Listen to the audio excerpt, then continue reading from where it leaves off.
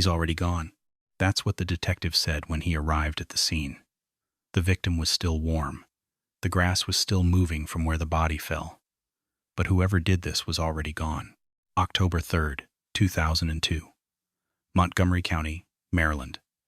7:41 inches the morning. James Buchanan, everyone called him Sonny, was 39 years old. A landscaper. He showed up to work that morning the same way he did every morning. He started the mower. He pushed it across the grass at Fitzgerald Auto Mall on Rockville Pike. And then without warning, without a sound anyone could explain, he dropped. Nobody heard a rifle. Nobody saw a flash. Nobody saw a car speed away. There was just a man, mowing grass, and then there wasn't. 8:12 a.m., 14 miles away, a mobile gas station on Connecticut Avenue. Prem Kumar Walekar, 54, a taxi driver, stepped out of his cab to pump gas before his morning shift. He never made it back inside. 8:37 a.m., a post office bench near Leisure World Shopping Center in Silver Spring. Sarah Ramos, 34, a babysitter, sat reading, waiting on a bus. One moment she was there, the next she wasn't. 9:58 a.m., a Shell station at Connecticut and Knowles Avenues in Kensington. Lori Ann Lewis Rivera, 25, was vacuuming her minivan. Her kids were at home. She was just cleaning her car. 4 people.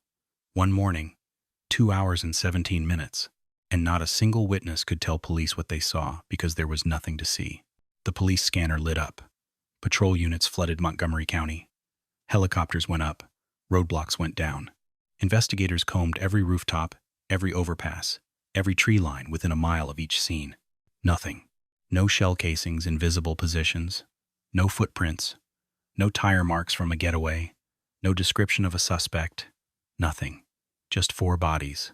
4 families who got a phone call that morning that ended their world. And a shooter who had simply vanished. But here's the part that should stop you cold. Investigators would later discover through weeks of ballistic analysis, crime scene reconstruction, and witness re-interviews that every single shot came from the exact same weapon, the same rifle, the same shooter. One person did all of this, and he wasn't on a rooftop. He wasn't in a building. He wasn't crouched in a ditch. He was somewhere so obvious, so completely in plain sight, that the most sophisticated law enforcement system on the planet drove right past him, multiple times. For 23 days, 17 people would die before anyone figured out where he was hiding. And when they finally found him, he was asleep. Where was he? I'll tell you. But first you need to understand who he was, because the location only makes sense when you know the man. And the man is one of the most terrifying individuals ever to walk through an American neighborhood. Today's case, the D.C. Sniper, the story of John Allen Muhammad. If you are new here, this channel is where the most disturbing, most documented, most misunderstood true crime cases in history get told the way they deserve to be told. Every name, every date, every detail. Before we go any further, hit that subscribe button right now, because this case has 2 chapters. And what's coming in Chapter 2, the part about the boy, is the part that will genuinely sit with you long after this video ends. Also drop a comment and tell us where in the world you're watching from right now. Now, let's get into it. There are people in this world who are born into chaos and find a way to survive it quietly. They carry their wounds in silence. They build something small and decent from whatever they were given. And then there are people who take everything that was done to them, every fracture, every abandonment, every humiliation, and they forge it into something dangerous, something patient, something that waits. John Allen Muhammad was the second kind of person.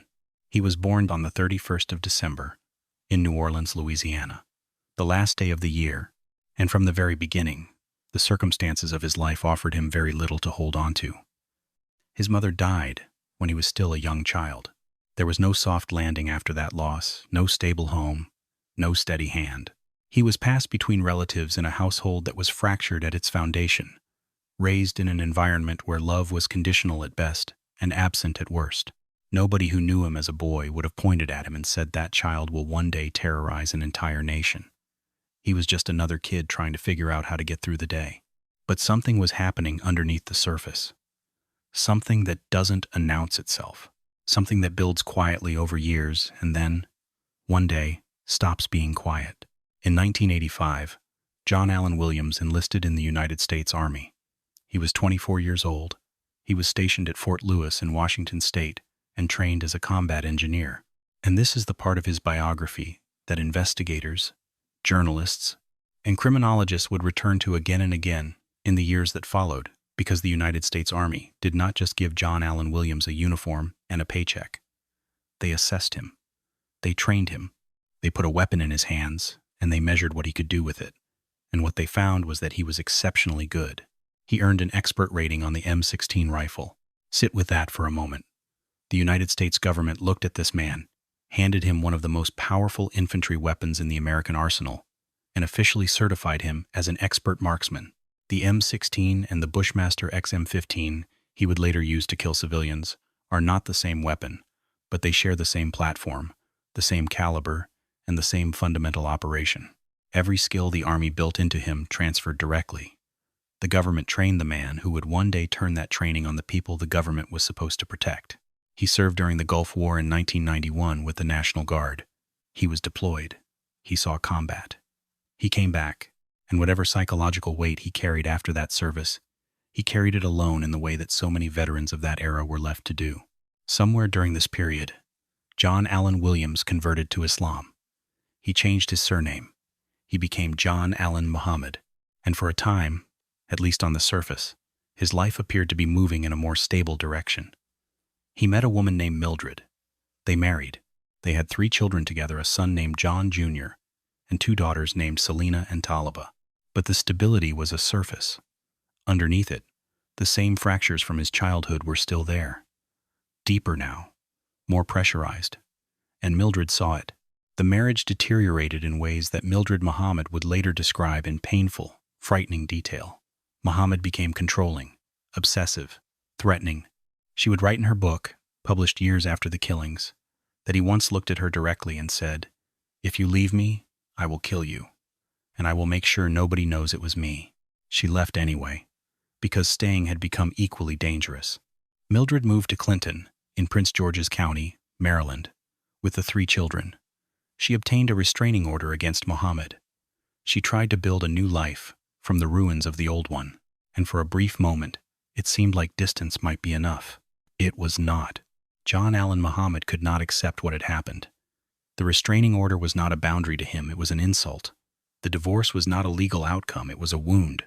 And in the logic of a man who had spent years constructing a worldview in which he was always the wronged party, always the victim, always the one surrounded by enemies and betrayal, Mildred's decision to leave him became something that required a response.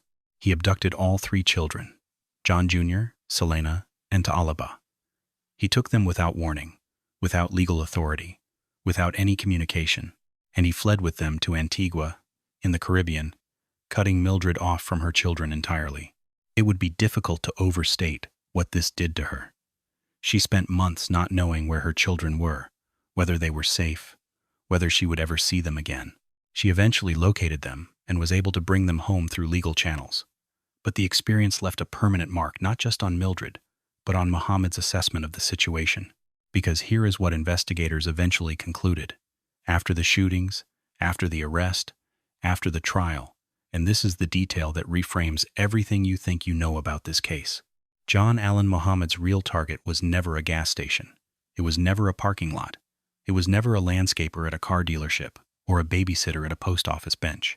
His real target was Mildred Muhammad, his ex-wife, the woman who had left him, the woman who had taken the children back. The 17 murders were designed to be a smokescreen. Muhammad's plan, as investigators reconstructed it, and as Lee Boyd Malvo would later confirm under oath, was to kill Mildred and make it look like one random shooting in a long series of random shootings. With 17 victims spread across 10 states, and no apparent connection between any of them, who would ever point the finger at a bitter ex-husband? He would have been lost in the noise, just another name on a list of people with possible motives, while detectives chased leads that went nowhere. He had thought this through, carefully, methodically, over a long period of time. This was not a man who snapped. This was not a man who woke up one morning and decided to destroy lives. This was a man who made a plan, acquired the tools, found an accomplice, and executed his strategy with the patience and discipline of someone who had been trained by the most powerful military in the world to think about objectives, obstacles, and outcomes. Before we go any further, if you are watching this right now and you have not subscribed to this channel yet, I need you to stop for just a second and hear me. The next part of this story is the part that most channels skip. The weapon, the method, the modification they made to a car that turned it into an invisible killing platform, and why nobody found it for 3 weeks. If you close this video right now, you will never know how he did it. You will spend the rest of your day knowing half a story. Hit that subscribe button. Stay with me. Now, the weapon. The rifle that John Allen Muhammad used to carry out the majority of the D.C. area shootings was a Bushmaster XM15. It was a semi-automatic rifle chambered in .223 caliber, fitted with a Bushnell holographic weapon sight. In the hands of an untrained person, it is a dangerous weapon. In the hands of a man with an expert military rating, a man who had spent years practicing, drilling, and refining his accuracy, it was devastatingly precise. The Bushnell sight made it effective at ranges of up to 300 meters. That is nearly 1,000 feet, the length of 3 American football fields. A target standing at that distance would be unlikely to hear the shot, unlikely to locate the shooter, and almost certainly unable to react in time. The rifle was not purchased at a licensed firearms dealer. It was not acquired through any legal channel. It was stolen. It was taken from a gun shop in Tacoma, Washington, called Bullseye Shooter Supply. And here is the detail that would later become a significant point of public outrage. The Bureau of Alcohol, Tobacco, Firearms, and Explosives had already been investigating that store. They had compiled a violations file on Bullseye Shooter Supply that ran to 283 pages. 283 pages of documented regulatory breaches. And yet the store was still open. The rifle walked out the door and into the hands of a man who had already decided how he was going to use it. The vehicle was a 1990 blue Chevrolet Caprice. It had previously served as an undercover police car in Bordentown, New Jersey, before being decommissioned and sold. It was the kind of car that disappears in any parking lot. Low profile, plain color, nothing to make a witness look twice. And Muhammad and Malvo modified it in a way that turned that ordinariness into a weapon in itself. The rear seat of the Caprice was altered. The back panel was removed and adjusted so that a person could crawl from the rear passenger area directly into the trunk of the car. Once inside the trunk, the shooter would lie completely flat on their stomach. They would be invisible from outside the vehicle. They would be undetectable. And near the rear license plate, on the exterior of the car, a small hole had been drilled, just large enough for a rifle muzzle, just large enough for a line of sight. He would aim through that hole. He would pull the trigger, and then the car would simply drive away. No running figure, no muzzle flash visible from outside, no sound that could be traced to a specific location, just a parked car in a parking lot that quietly pulled out and merged with traffic. This is the detail that should make you set down whatever you are holding and think about what you just heard. While law enforcement flooded the region, while FBI agents and state troopers and local police were searching rooftops and tree lines, stopping white vans and box trucks, flying helicopters over Maryland and Virginia, combing through thousands of phone tips, the shooter was lying in the trunk of a car, parked, sometimes 20 feet from where the victim had just fallen, completely invisible, hidden not in the shadows, not in some remote location, but in the middle of everyday American life, in a parking lot, at a gas station, on a busy road in the morning rush hour. The most sophisticated law enforcement infrastructure on Earth drove right past him, and he just waited. Now, you need to understand that the story did not begin in Washington, D.C. in October 2002. The D.C. attacks were not the beginning of the killing. They were the escalation, the final, calculated phase of a campaign that had already been running for months across 6 states and had left 7 people dead before a single shot was fired in Maryland. February 16, 2002, Tacoma, Washington. A 21-year-old woman named Kenya Nicole Cook was inside her aunt's home when someone knocked at the front door. She went to answer it. She was shot and killed on the threshold. The gunman standing at that door was Lee Boyd Malvo, the 7-year-old boy, who would later become the most discussed accomplice in this case's history. Mohammed was waiting nearby. This was not impulsive. This was not random. This was a test, a rehearsal, the first confirmed kill in a campaign that had already been mapped out. March 19th, 2002, Tucson, Arizona. Jerry Taylor was 60 years old. He was on a golf course, practicing chip shots in the morning quiet when he was shot dead. There was no apparent motive, no obvious connection to Mohammed or Malvo, no reason that would make sense to anyone looking at it from the outside, which was exactly the point. Mohammed's sister lived near that golf course, but nobody knew that yet, and so Jerry Taylor's murder went into a file, unsolved, unexplained, disconnected from everything that would come later. September 5th, 2002, Clinton, Maryland. Paul LaRufa was 55 years old. He owned a pizzeria, and on that evening, he was locking up after close, doing what small business owners do at the end of a long day, shutting off the lights, checking the locks, heading for the car. He was shot 6 times. He survived, but only barely. And when investigators later examined the scene, they noted that Mohammed had taken something, a laptop computer belonging to LaRufa, one that contained customer information, schedules, patterns of local civilian movement. Mohammed was studying. He was learning. He was treating his killing campaign the way a military officer treats a theater of operations. September 15th, 2002. Silver Spring, Maryland. A liquor store clerk named Mohammed Rashid was shot and wounded. He survived, but the pattern was beginning to emerge for anyone paying attention. A pattern of attacks at commercial businesses, in parking lots, at night, with no apparent motive and no traceable connection between victims. September 21st, 2002. Atlanta, Georgia. Million A. Woldemariam was 41 years old. He was working at Sammy's package store when he was shot in the head and killed. His name is one that rarely appears in the mainstream coverage of this case, because by the time the world was paying attention, the story had moved to Washington, D.C. But Million Woldemariam died that September morning in Atlanta. His family grieved, and the case sat in an Atlanta police file, unconnected to anything else. September 21st, 2002. 19 hours after Atlanta, Montgomery, Alabama. Claudine Parker was 52 years old. She was a liquor store clerk, working an ordinary shift when she was shot and killed. Her co-worker, a 24-year-old woman named Kelly Adams, was shot through the neck. She survived. And at that crime scene, in the chaos, in the dust, in a location that seemed to have nothing whatsoever to do with Washington, D.C., or Maryland, or any sniper case, the killers left something behind that they did not know they had left. A fingerprint, microscopic, invisible to the naked eye, logged into evidence and filed away.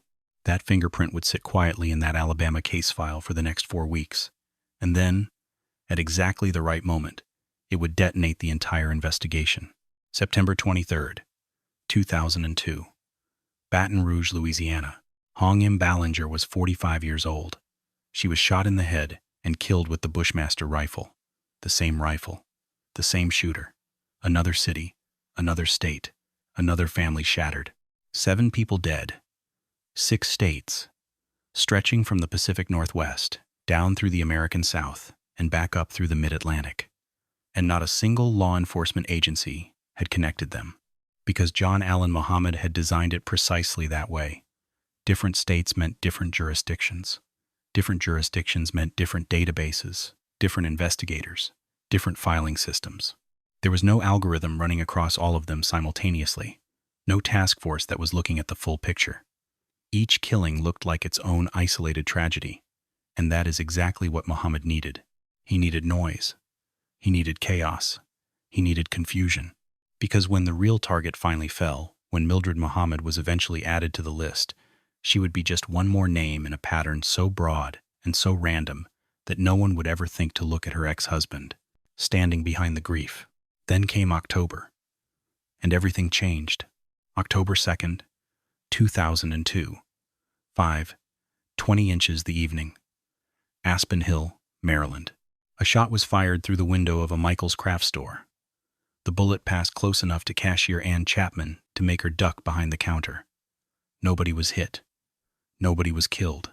And for a moment, just a brief moment, it might have been chalked up to a stray bullet. A mistake? a random act. But it was not. It was a calibration shot. Muhammad was testing the rifle's accuracy at that specific angle and distance, confirming his sight line, adjusting his position. He was preparing. And 70 minutes later, the preparation was finished. 6:30 that same evening. Wheaton, Maryland. James Martin was 55 years old. He worked as a program analyst at the National Oceanic and Atmospheric Administration. He was a husband, a father. He had just stopped at the Shoppers Food Warehouse at 2201 Randolph Road to pick up a few things on the way home.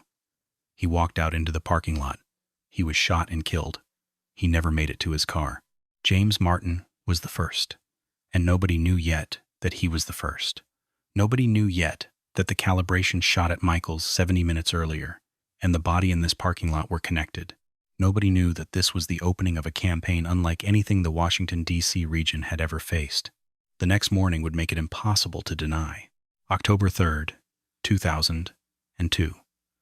7:41 inches the morning. Rockville, Maryland. James L. Buchanan was 39 years old. Everyone who knew him called him Sonny.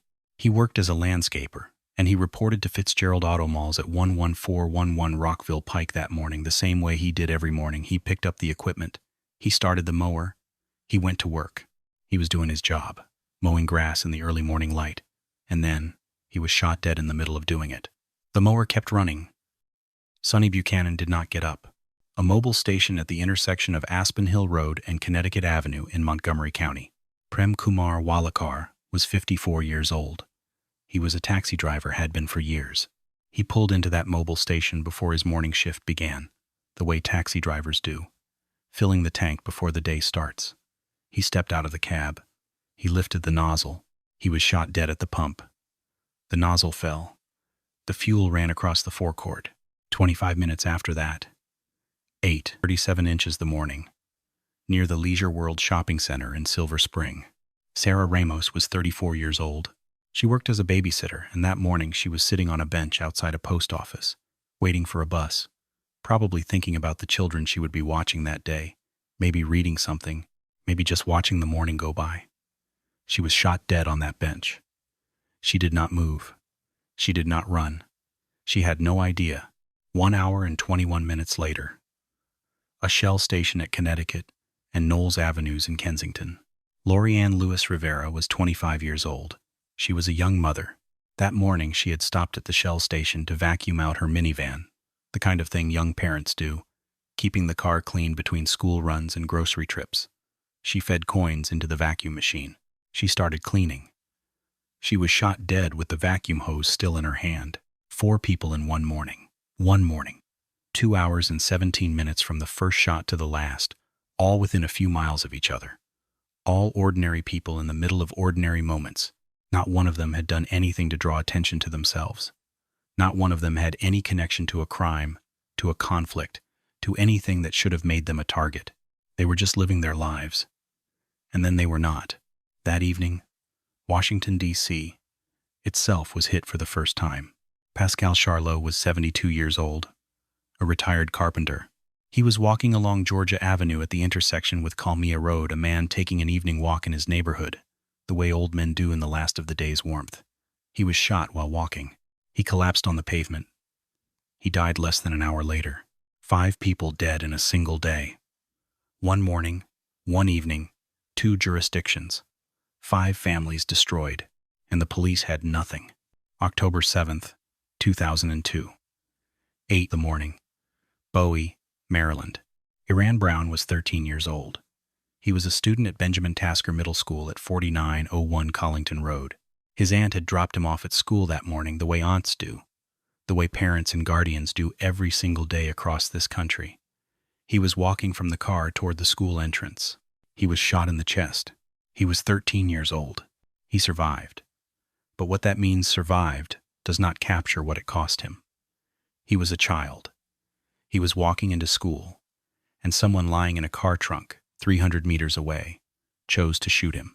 Schools across the entire D.C. metropolitan region went into immediate lockdown. Outdoor activities were canceled. Parents refused to let their children wait outside for school buses.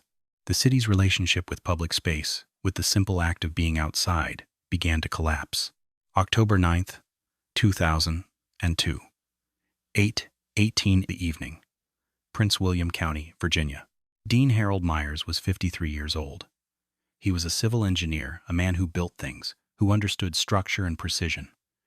He stopped for gas at a Sunoco station at 7203 Sudley Road. He was shot dead at the pump. October 11th, 2002. 9 the morning. Spotsylvania County, Virginia. Kenneth Bridges was 53 years old. He was a businessman from Philadelphia who was passing through the area. He stopped for gas at an Exxon station just off Interstate 95 near Fredericksburg, Virginia. He was shot dead. A man from Philadelphia, passing through, stopping for gas the way anyone would stop for gas on a long drive. He never reached his destination. October 14th, 2002. Fairfax County, Virginia. Linda Franklin was 47 years old. She was an intelligence analyst for the Federal Bureau of Investigation. Her entire professional life had been dedicated to identifying threats, studying patterns of dangerous behavior, protecting the United States from exactly the kind of attack that was currently unfolding across the region. She was in the covered parking lot of a Home Depot near Falls Church, Virginia. She was loading purchases into her car. She was shot dead, an FBI analyst, killed by the very category of threat she had spent her career studying. Her husband witnessed it.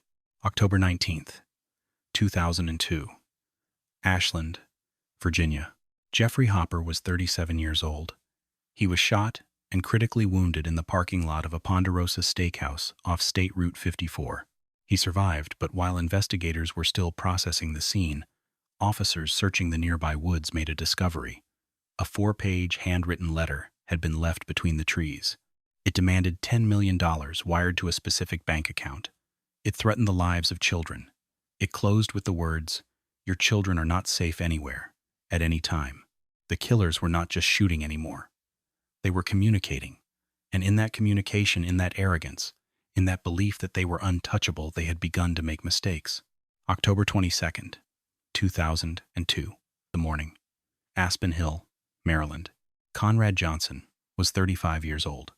He was a bus driver, a Montgomery County bus driver who showed up before dawn to do his job, the way bus drivers do, the way the people who keep cities functioning do every single morning before most of the city is even awake.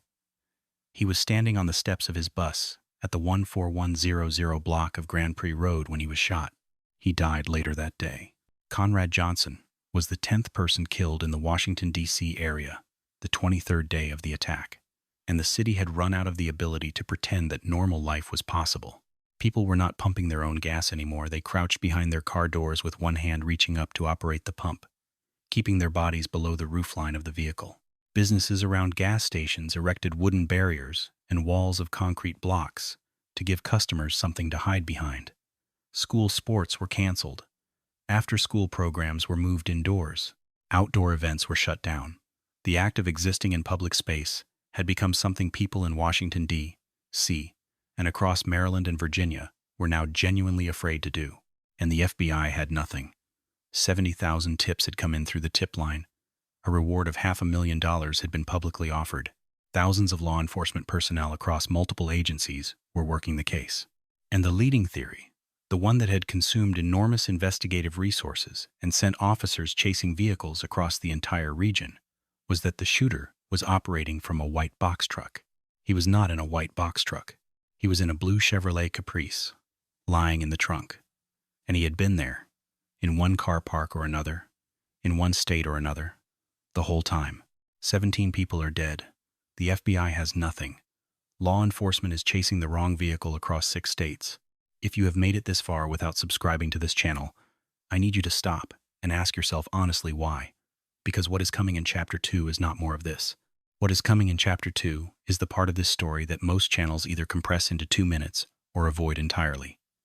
The boy, a 7-year-old from Kingston, Jamaica, who was in that car, who helped carry out some of these killings, and what was done to him over years, systematically, by the man sitting in the front seat to make that possible. Subscribe right now, because what comes next is the part of this story that will genuinely stay with you. The FBI had 70,000 tips, a $500,000 reward, thousands of officers across multiple agencies, and they were chasing white box trucks up and down the interstate while the killer lay asleep in a car trunk at a Maryland rest stop. But John Allen Muhammad and Lee Boyd Malvo had made a mistake. Not a big one. Not an obvious one. The kind of mistake that only surfaces when you are arrogant enough to believe you are untouchable. They reached out. They communicated. They taunted. And in doing so, they handed investigators the single thread that would unravel everything. That thread began with a fingerprint, left months earlier, hundreds of miles away, in Montgomery, Alabama. It belonged to a 7-year-old boy from Kingston, Jamaica. His name was Lee Boyd Malvo. There is a particular kind of loneliness that belongs only to children who have been abandoned. Not the loneliness of a quiet afternoon or an empty room. The deep, structural kind, the kind that settles into your bones when you are young enough to still believe that the people who were supposed to stay chose to leave. When you grow up inside that kind of loneliness long enough, you stop expecting people to stay. You stop expecting anything at all. And when someone finally arrives, someone who feeds you, who shelters you, who looks at you and says, "You matter. You are chosen. You are mine," you will do almost anything to keep them there. John Allen Muhammad knew this. He had lived it himself. And he used that knowledge the way a surgeon uses a scalpel, precisely, deliberately, and without mercy. Lee Boyd Malvo was born on February 18th, 1985, in Kingston, Jamaica. He came into the world in one of the most economically strained urban environments in the Caribbean, a city of extraordinary beauty and grinding poverty, existing side by side, where children in certain neighborhoods learned very early that the systems designed to protect them would not be coming. His father was not in the picture. He left when Malvo was still very young, and whatever gap that absence carved in the child was never filled. His mother, Una James, was not a cruel woman. She was a struggling one. She moved across the Caribbean, chasing work between Jamaica, Antigua, and other islands, doing what people in desperate economic circumstances do, which is try to survive. But the consequence of that movement was that Lee Boyd Malvo, for long stretches of his childhood, was essentially unsupervised. He was not raised. He was present. There is a difference. He attended school when schooling was available. He ate when food was there. He slept in whatever accommodation his mother had managed to secure. And in between all of that, he was largely left to figure out the world by himself. He was not a violent child. The people who knew him in those early years would later describe him as quiet, curious, eager to please. He wanted to learn. He wanted someone to teach him. He wanted, more than almost anything, to belong to something, to someone. He was 14 years old when he met John Allen Muhammad. The year was somewhere between 1999 and 2000. The location was Antigua, the same island where Muhammad had fled after abducting his 3 children from Mildred. Muhammad was living there, operating in the margins, doing work that was never fully accounted for. And into that environment came this boy, 14 years old, fatherless, hungry in ways that went beyond food. Muhammad saw him immediately for what he was, not a child in need of protection, a resource, a raw material, something that could be shaped. He began slowly, the way predators always begin. He offered the boy food, shelter, attention. He sat with Malvo and talked to him for hours about the world, about history, about the injustice of systems designed to keep certain people down. He was articulate. He was magnetic. He was everything a lonely, hungry, intellectually curious 14-year-old boy could have wanted in a father figure. And Muhammad played that role with extraordinary precision, because he understood from his own fractured childhood, from his own experience of abandonment and rage, exactly what this boy needed to hear. He told Malvo he was special, that he had been chosen, that out of all the people in the world, Muhammad had seen something in him that others had missed, that together they were going to do something that mattered. Malvo believed him. Of course he believed him. He was 14 years old and no one had ever said anything like that to him before. Muhammad moved Malvo in with him. He became, in every practical sense, the boy's father. He fed him. He clothed him. He educated him, pulling him out of the conventional school system and homeschooling him himself, which meant controlling every single piece of information that entered Malvo's mind. He taught him from texts and materials that Muhammad selected.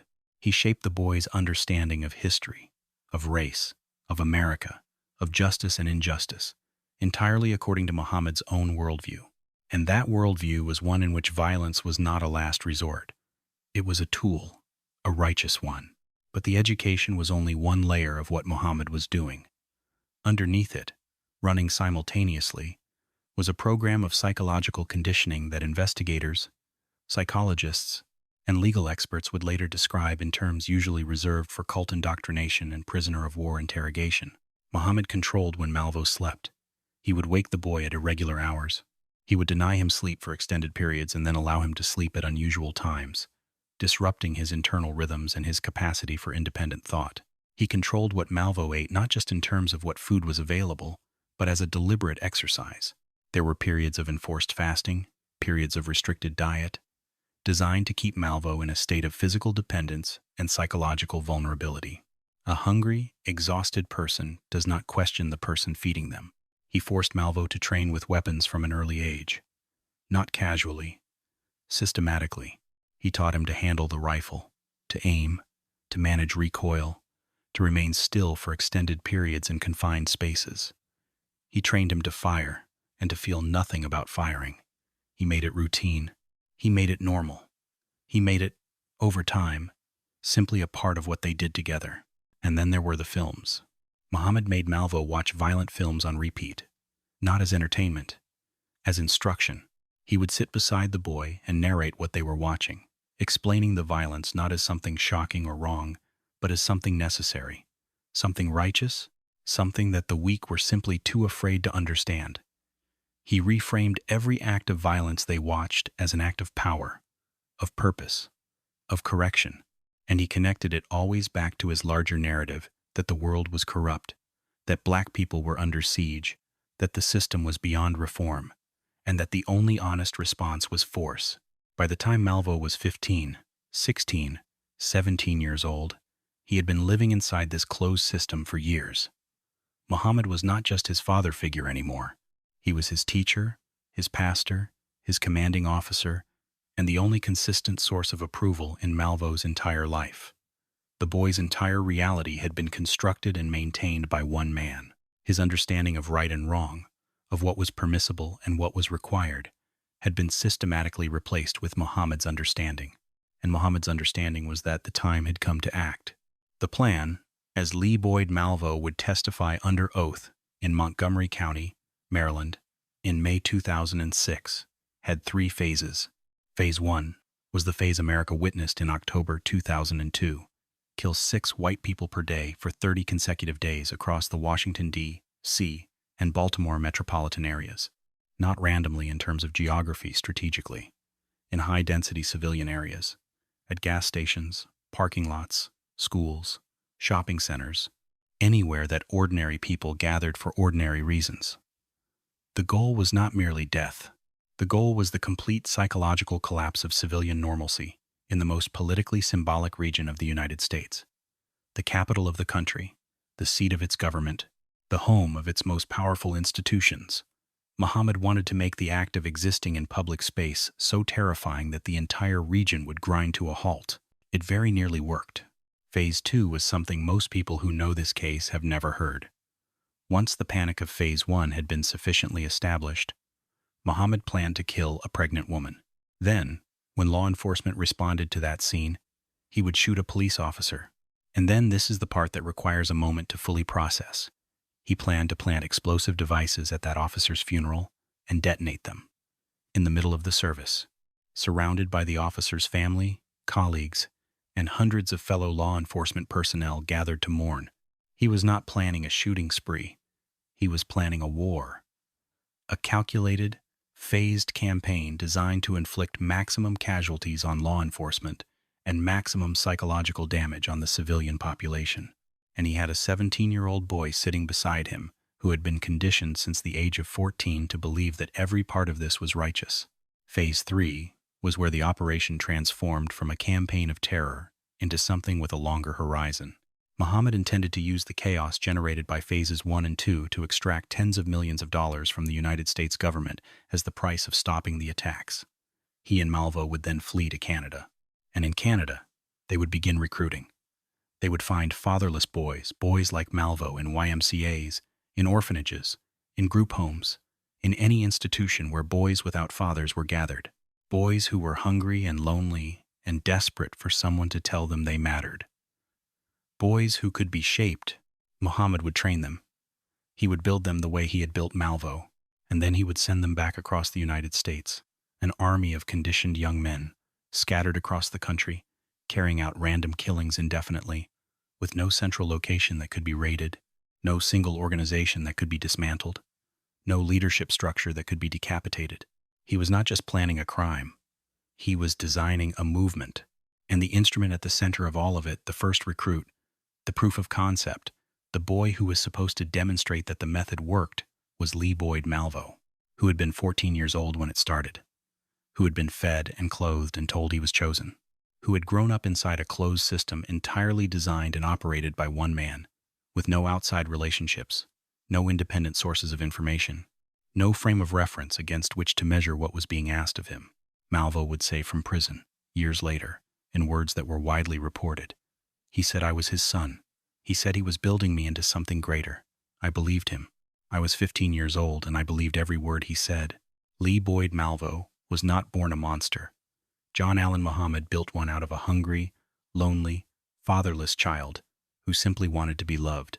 And the fact that it worked, the fact that a man could take a boy and systematically dismantle every moral boundary he possessed and replace it with a willingness to aim a rifle at strangers through a hole in a car trunk is perhaps the most disturbing thing about this entire case.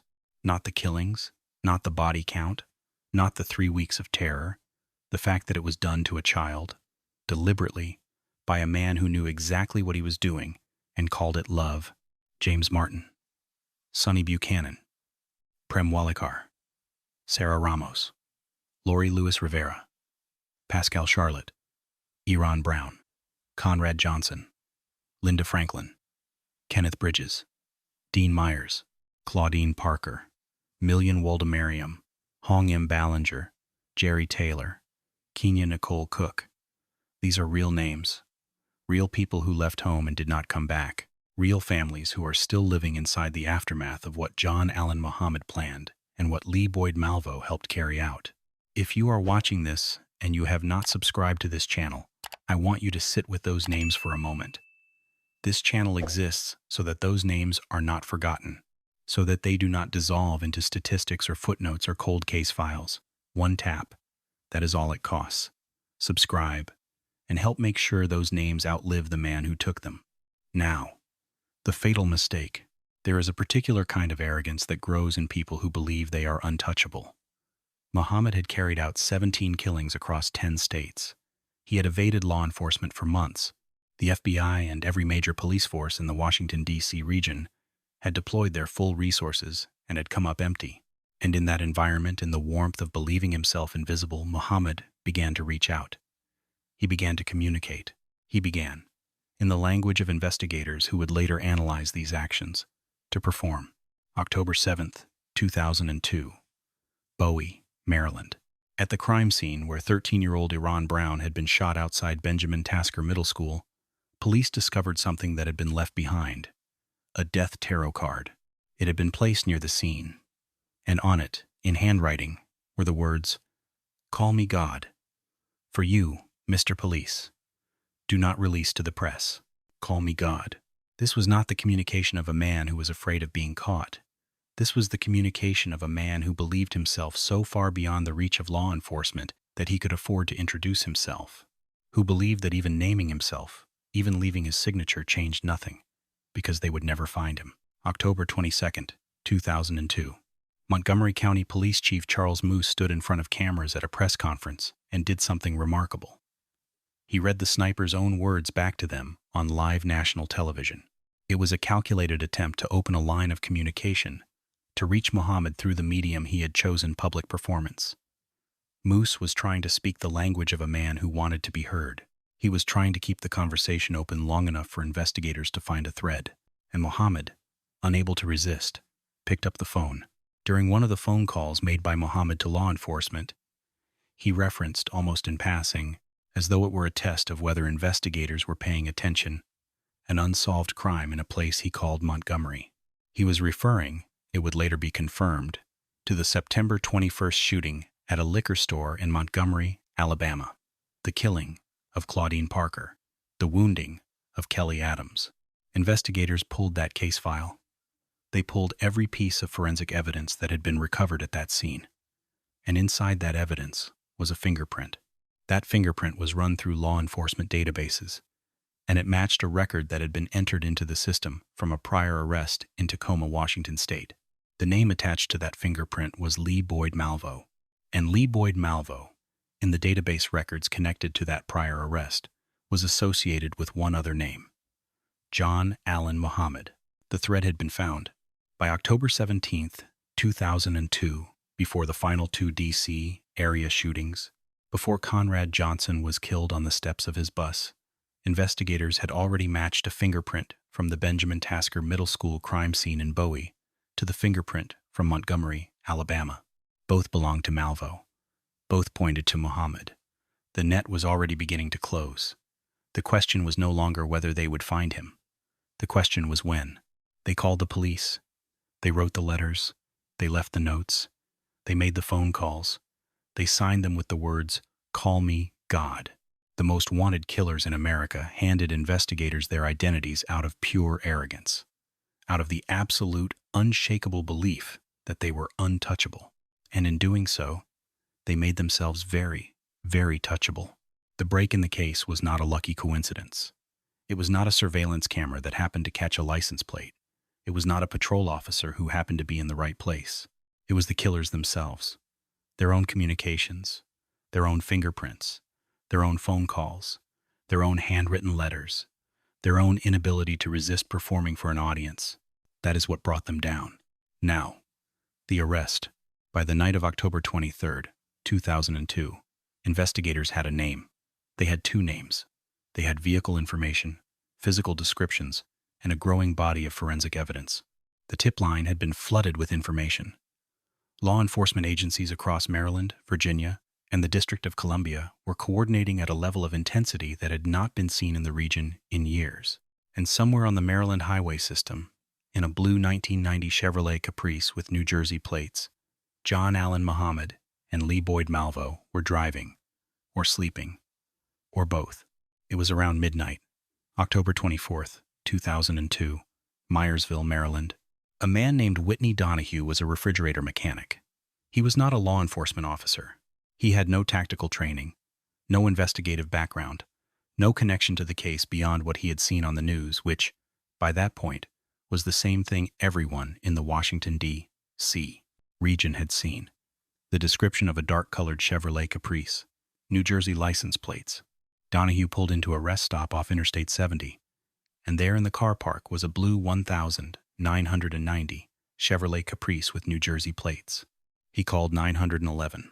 Maryland State Police Trooper, First Class D, Wayne Smith, was the first law enforcement officer to arrive at that rest stop. He assessed the situation alone, in the dark, with a vehicle containing two men who had killed 17 people, and he made a decision. He drove his unmarked police cruiser forward and parked it sideways, physically wedged between two tractor trailers that were already parked at the rest stop, blocking the primary exit, by himself. With one car. He sealed one way out. Truck driver Ron Lance was on the scene shortly after, and was directed by officers to position his tractor trailer across the second exit. The rest stop was now sealed. The Caprice had no way out. At 3 the morning on October 24, 2002, officers approached the vehicle. John Allen Muhammad and Lee Boyd Malvo were asleep in the car, not fleeing, not armed and ready, not preparing for a final confrontation. Asleep. The men who had paralyzed the Washington, D.C. metropolitan area for 23 days, who had killed 17 people across 10 states, who had written to the police, calling themselves God, were found by a refrigerator mechanic and arrested by a state trooper without a single shot being fired. Both were taken into custody on federal weapons charges. Officers searched the vehicle. In the trunk, the modified trunk, the trunk with the hole drilled near the license plate, the trunk that had been the invisible killing platform from which 17 people had been shot, they found the Bushmaster XM-15 rifle.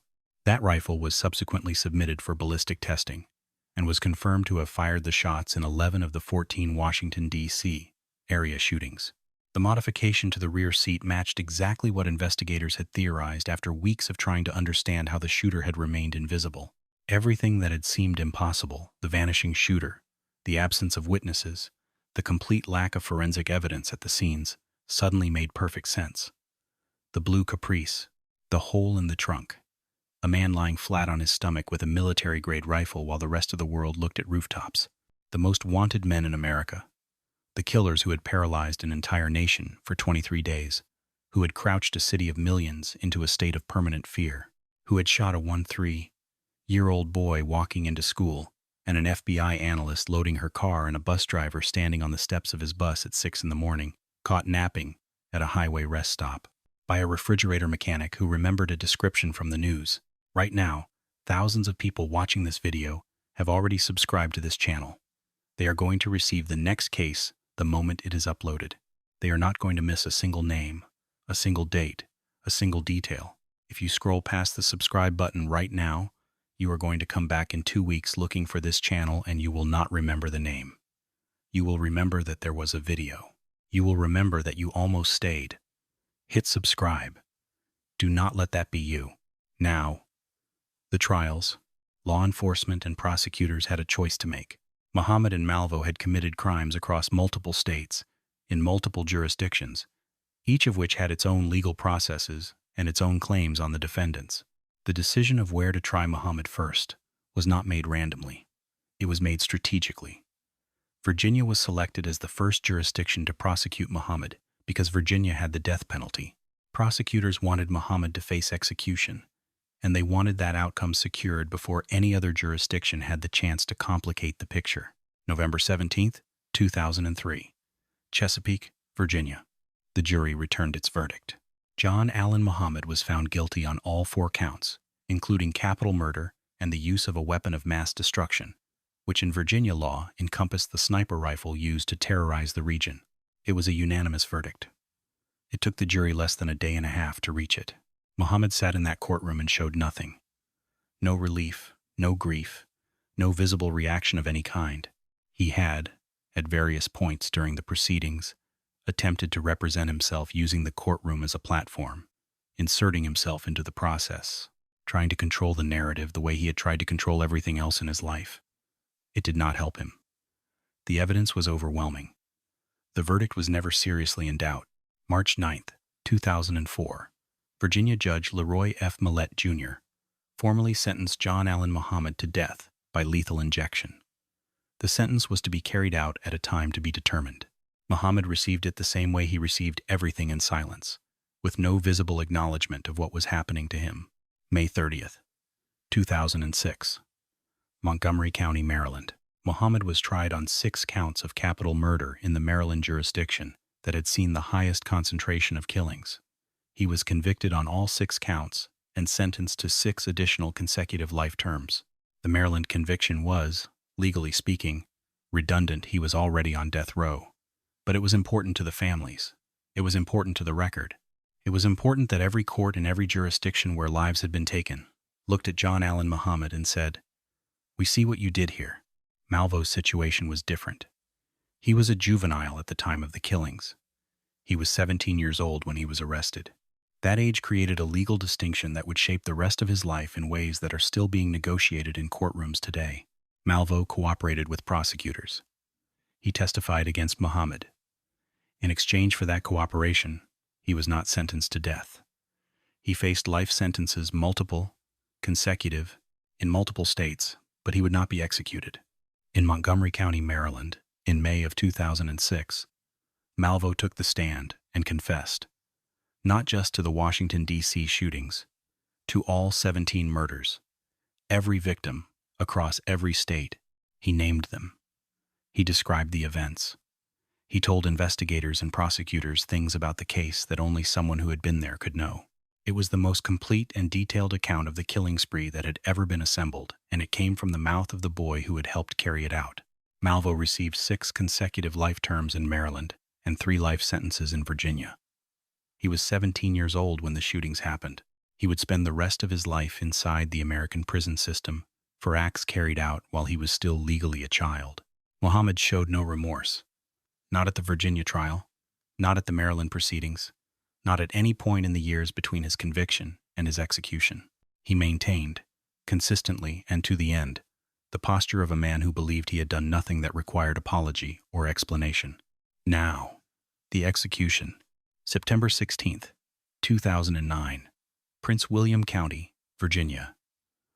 Circuit Court Judge Mary Grace O'Brien signed the order. John Allen Muhammad was assigned an execution date. His lawyers filed every available appeal. They petitioned the Virginia courts. They escalated to the federal circuit. They submitted a final petition to the United States Supreme Court asking for a stay of execution. The Supreme Court denied it. Every door closed. Every appeal exhausted. Every legal mechanism that existed to delay or prevent the execution was used, and every one of them failed. November 10th, 2009. Greensville Correctional Center, Jarratt, Virginia. At 9:06 the evening, the process began. 27 witnesses were present in the execution chamber observation area, among them survivors of the shootings and family members of those who had not survived. People who had waited 7 years for this moment. People who had sat through trials and appeals and hearings and legal filings and all the slow, grinding machinery of justice for 7 years, carrying the weight of what had been done to the people they loved. Prison Warden David Zook stood in the chamber. The protocols were followed. The time came. Warden Zook turned to John Allen Muhammad and asked if he had any last words. John Allen Muhammad said nothing. He did not look at the families in the observation room. He did not acknowledge the warden. He did not speak to the witnesses, did not address the victims, did not offer any statement of remorse, of defiance, of anything at all. He simply lay there, silent. At 9:11 the evening on November 10th, 2009, John Allen Muhammad was pronounced dead. One of the victim's family members, speaking to reporters afterward, said, "I waited 7 years for this moment. I thought I would feel more, but all I feel is tired." That is the thing about justice in cases like this one. People spend years believing that the execution, the final verdict, the last appeal denied, will bring something that resembles peace. And sometimes it does. And sometimes it just brings a different kind of quiet, the quiet of a chapter closing, without resolution, without explanation, without anything that feels like an answer to the question of why. Why those people? Why those parking lots? Why that morning? Why Sonny Buchanan? Why Sarah Ramos? Why a 1-3-year-old boy walking into school? John Allen Muhammad entered the world on December 31st, 1960, in New Orleans, Louisiana. He left it at 9:11 the evening on November 10th, 2009, in an execution chamber in Jarratt, Virginia. Silent, cold, and without explanation.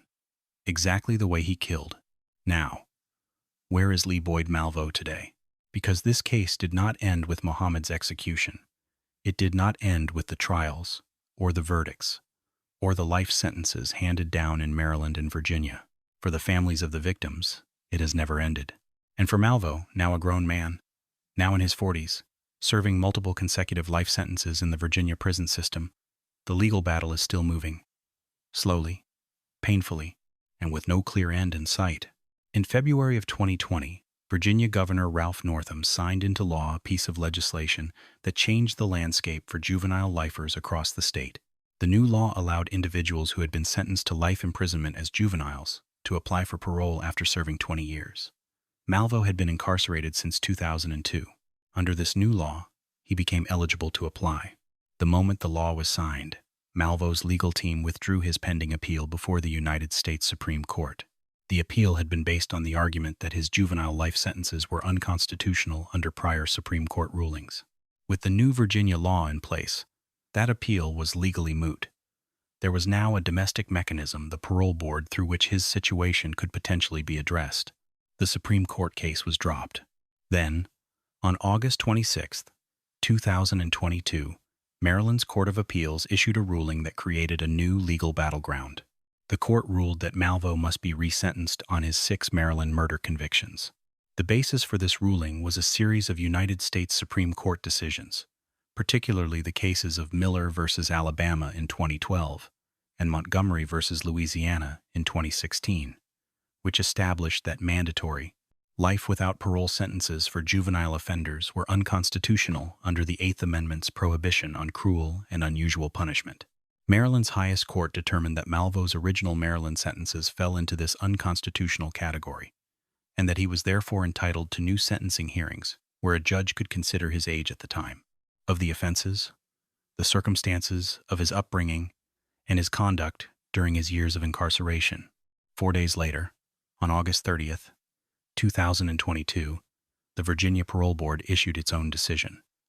They had reviewed Malveau's application for parole under the new 2020 law. They denied it. The board stated, in their official determination, that Malveau still posed a danger to the community. He would remain incarcerated. In 2023, Malveau filed a federal lawsuit from inside Red Onion State Prison, a supermax facility located in Pound, in Wise County, Virginia. The lawsuit alleged that prison officials had placed him in a housing unit with a known gang leader who had made direct threats against his life. Malveau claimed that despite reporting these threats to prison staff, nothing was done to separate him from the threatening individual. The lawsuit was a window into the conditions of his incarceration and a reminder that whatever sympathy or anger or moral complexity surrounds his case on the outside, inside the prison system he was navigating threats and dangers of his own. September 25th, 2024. A Maryland judge was prepared to move forward with Malveau's resentencing proceedings. The hearings had been scheduled. The legal teams were prepared. And then Virginia intervened, or rather, declined to cooperate. The Virginia Department of Corrections refused to transport Malveau to the Maryland courthouse for his resentencing hearing. Under Maryland law, a resentencing hearing of this nature must be conducted with the defendant physically present. It cannot legally proceed without him. Virginia said no. Maryland said the hearing cannot happen without him, and both positions are, within their respective legal frameworks, defensible. The result is a standstill, a legal deadlock between two states that has no clear resolution in sight. Malveau sits in a Virginia prison. Maryland wants to resentence him. Virginia will not bring him to court. And the resentencing, which could potentially alter the terms of his Maryland incarceration, remains indefinitely postponed. Also in September 2024, Malveau was transferred. He was moved out of Red Onion State Prison, the Supermax, and into Keene Mountain Correctional Center, a Level 4 facility located in Buchanan County, Virginia. A lower security classification, a different kind of prison. Whether this transfer reflects an official reassessment of his risk level, a response to his federal lawsuit about unsafe housing conditions, or some combination of administrative factors has not been publicly confirmed. But the move happened. As of 2026, Lee Boyd Malveau is 41 years old. He has been incarcerated since he was 17. More than half his life has been spent inside the American prison system, a system he entered as a teenager who had been systematically conditioned since the age of 14 by a man who called him his son. His Virginia sentences must be fully served before his Maryland sentences can even begin. Even in the most optimistic legal scenario, even if every resentencing hearing goes in his favor, even if every parole board in every jurisdiction eventually decides he is no longer a danger to the community, the mathematics of consecutive life sentences in multiple states make his release from prison virtually impossible in any practical sense. His lawyers are still fighting. Maryland still cannot hold his resentencing. Virginia will not bring him to court. And the families of 17 people are still waiting for something that looks even a little bit like closure. John Allen Muhammad is dead. But this case is not over. The legal battles continue. The families still grieve. And Lee Boyd Malveau, the child who was broken, rebuilt, and weaponized, is still alive, still fighting, still locked inside a system that does not quite know what to do with him. What this case forces you to ask, and what I want you to sit with tonight, is this. Can a person be manufactured into a killer? If a child is starved, isolated, brainwashed, and handed a rifle by the only man who ever showed him love, is that child responsible for what happens next? If the answer is yes, does your answer change when you look at a photograph of Lee Boyd Malveau at 15 years old? I do not have that answer. I do not think anyone does. But I think it is a question worth losing sleep over. Here is what I want from you right now. If this video shook you, if you are sitting there right now thinking about James Martin or Sarah Ramos, or that 13-year-old boy walking into school on a Maryland morning in October, or Conrad Johnson standing on the steps of his bus before the city was even awake, subscribe right now. Because next week, we go inside a case that is somehow even more disturbing than this one, and you do not want to miss it. And if for some reason you are not going to subscribe, then I need you to go to the comments right now and tell me why. Seriously, tell me what it would take. Tell me what this channel would need to be for you to hit that button. Because the people in this video deserve to have their stories told properly. They deserve to be more than a statistic, more than a Wikipedia entry, more than a footnote in a cable news retrospective. And the only way I keep telling stories like this, with every name, every date, every detail, the way these people deserve is if this channel grows. The comment section is open. I'm reading every single one. Do not leave without saying something. Picture this. Inside a restaurant called Kim On in New Orleans East, Louisiana, on the night of March 4th, 1995, a girl named Chow Vu, only 17 years old, presses herself flat under a table. She holds her breath. Footsteps move closer. She peeks through the tablecloth and sees a police officer walking past with a gun drawn. This officer is Antoinette Frank. She wears a badge. She swore an oath to protect people like Chow Vu and her family. But tonight, she is not here to protect anyone.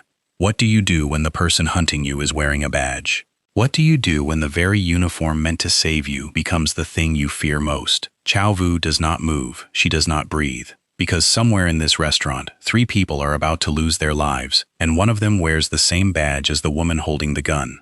This is the story of a New Orleans police officer who broke every rule she swore to uphold. A story about betrayal, greed, and a badge that meant nothing when it mattered most. Stay with us till the end, because what happens next changes everything you think you know about trust.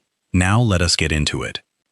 Before she wore a badge, before she stood inside a restaurant with a gun in her hand, Antoinette Frank was just a child in a small town called Opelousas, Louisiana. She was born on April 30th, 1971, into a household that looked ordinary from the outside, but hid something far darker within its walls.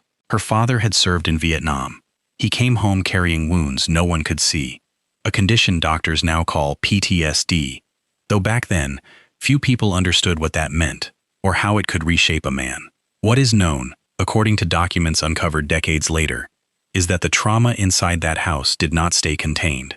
Allegations would later surface, detailed in newspaper investigations, that Antoinette endured sexual abuse at the hands of her own father during her childhood.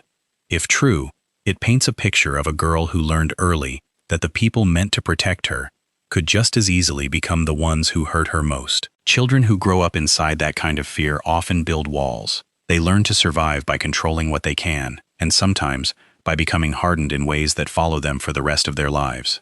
Whether that childhood shaped the woman she would become is a question this story will keep circling back to. But one thing is certain. Long before she ever stepped foot inside a restaurant called Kim On, Antoinette Frank had already lived through a war of her own, fought quietly, behind closed doors, with no one keeping score.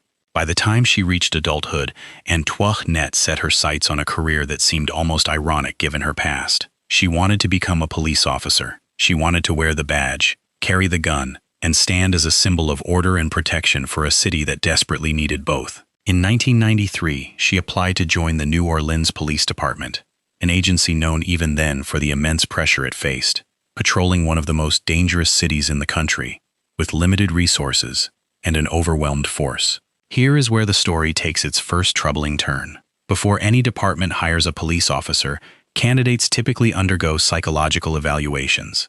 These tests are designed to catch warning signs, to flag individuals who might not be fit to carry a weapon and enforce the law. According to reports that emerged years after the case shocked the nation, Antoinette Frank did not pass these evaluations cleanly. She reportedly failed portions of her psychological screening, not once, but multiple times. And yet, despite these red flags, the New Orleans Police Department moved forward and hired her anyway. Think about what that means. An institution built to protect citizens looked at warning signs about one of its own recruits and chose to look past them. Some might call it an oversight. Others might call it negligence, born from a department stretched too thin, desperate to fill its ranks. Whatever the reason, that single decision would echo through the years that followed, planting the first seed of a tragedy no one could yet imagine. Around the same time she joined the force, in 1993, another disturbing event unfolded in Antoinette's personal life. Her father, the same man allegedly connected to the abuse she suffered as a child, vanished. She reported him missing to authorities, and for a while, his disappearance remained just that, a mystery, a man who seemingly walked out of his daughter's life without explanation. No one connected his absence to anything sinister. No one suspected that answers to his disappearance were buried closer to home than anyone realized. That truth would not surface until much later, and when it did, it would recontextualize everything people thought they understood about Antoinette Frank. But for now, in 1993, it was simply a missing persons report, filed and left open, while Antoinette continued building her career and her new identity as a sworn officer of the law. Police work in New Orleans during this era often meant more than just patrolling streets. Many officers took on additional work during their off hours, providing private security for local businesses to supplement their income. This practice was common and largely accepted within the department. It gave officers extra pay, and it gave business owners the reassurance of having an armed, trained professional watching over their establishments during business hours. This is how Antoinette Frank found her way to a small family-owned restaurant in New Orleans East called Kim An. The restaurant belonged to the Vu family, Vietnamese immigrants who had built a life and a livelihood serving food to the community. Early in 1995, Antoinette began working security details there, becoming a familiar face to the family, someone they saw regularly enough to trust. She learned the restaurant's layout, its routines, the hours when cash was counted, and the quiet moments when the building emptied out. She became, in every sense, an insider. It was also during this period that Antoinette crossed paths with a young man named Rogers Lou Cazé. He was only 18 years old at the time, and the exact nature of their relationship has been described in various ways over the years, sometimes as a romantic connection, sometimes simply as a close and troubling bond between two people drawn to each other for reasons that still spark debate. What is clear is that Rogers became a fixture in Antoinette's life during those early months of 1995, and their connection would soon prove fatal for people who had done nothing wrong except trust the wrong person with a badge. As the weeks passed, something shifted. The restaurant that once represented a simple side job for Antoinette began to look like something else entirely. An opportunity, a target, a place where money and vulnerability intersected in ways that a person with the right access could exploit. Whether greed, manipulation, or something even darker drove what came next, the pieces were quietly falling into place. An officer with intimate knowledge of a family business, a young man by her side, and a restaurant full of people who had no idea that the woman hired to protect them was the very danger they needed protecting from. By the time March arrived in 1995, the stage was set, though no one inside Kim An could have possibly known it. On the night of March 4th, the restaurant operated as it always did, warm light spilling from its windows, the Vu family going about their evening, unaware that this night would be unlike any other. Working security inside that same restaurant was another New Orleans police officer, a young man named Ronald Williams II, only 25 years old, doing his job just like he had countless nights before, standing as an unknowing safeguard between the Vu family and whatever was coming. Outside, in the darkness beyond the restaurant's doors, Antoinette Frank and Rogers Lou Cazé approached. Two figures moving toward a building that held no idea of what was about to unfold inside its walls. One of them wore a badge, sworn to serve and protect. The other was barely out of his teenage years, walking beside her into a night that would end 3 lives and unravel one woman's entire identity in front of the whole country. What happened next inside Kim An restaurant would become one of the most shocking cases of police betrayal in modern American history, a story of trust broken in the most violent way imaginable, and it began the moment those two figures stepped through that door in another. The door swung open, and the warm sounds of Kim An restaurant, the quiet clink of dishes, the low hum of a family-run business winding down for the night, gave way to something no one inside could have prepared for. Antoinette Frank walked in first, still dressed as an officer of the law. Behind her came Ra Jerslu Kaze, barely 18 years old, carrying a weapon that would soon change everything. For a few seconds, nothing seemed wrong. This was, after all, a familiar face. The staff and family inside Kim On had seen Antoinette countless times before, watching over their business, someone they had learned to trust. That trust shattered in an instant. Standing inside the restaurant that night was another New Orleans police officer, Ronald Williams II, only 25 years old. He was working his own private security shift, just like countless nights before, unaware that the woman walking through the door was not there to help anyone. Rogers raised his weapon and fired, striking Officer Williams.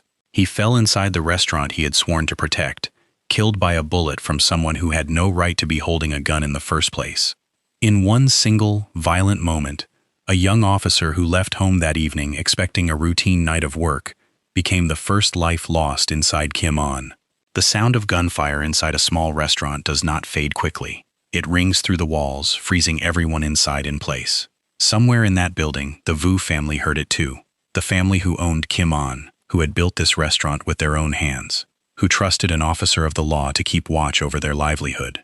What they could not have known is that the danger they feared from the outside world had already walked through their front door wearing a badge. While chaos erupted in the front of the restaurant, Antoinette moved toward the back, toward a storage room where two of the Vu family's own children were present that night. Ku Ong Vu, only 17 years old, and his sister Ha Vu, 24 years old, were inside that room, likely believing, even in that terrifying moment, that help was near, that the police officer they knew from countless prior visits would protect them from whatever violence had just erupted at the front of the building. That belief cost them everything. Inside that storage room, Antoinette Frank turned a weapon on Kuong and Ha, two young people who had done nothing wrong except be born into a family that trusted the wrong person with access to their business and their lives. Two more shots rang out. Two more lives ended in a room meant for storing supplies, not for taking breaths for the last time.